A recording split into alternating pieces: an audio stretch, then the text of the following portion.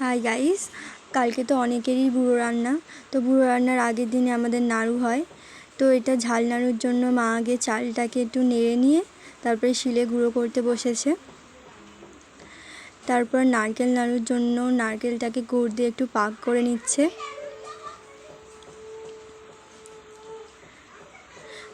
পাক হয়ে গেলে একটু ঠান্ডা করতে দেবে।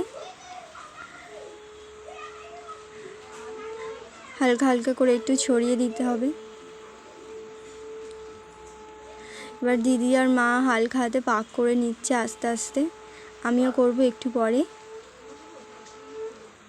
তো এখানে প্রায় সব নাড়ুই করা শেষ হয়ে গেছে। এবার ঝাল নাড়ু।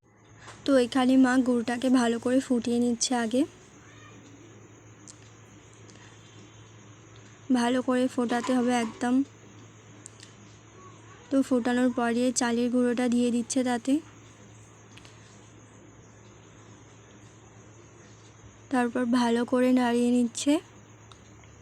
দিদি আগে থেকেই বসে আছে নাড়ু পাকানোর জন্য।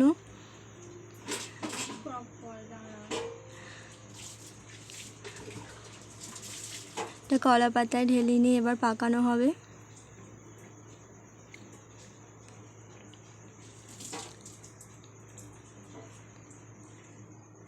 খুবই তাড়াতাড়ি করে পাকাতে হয়েছে, নাহলে জমে যাচ্ছে।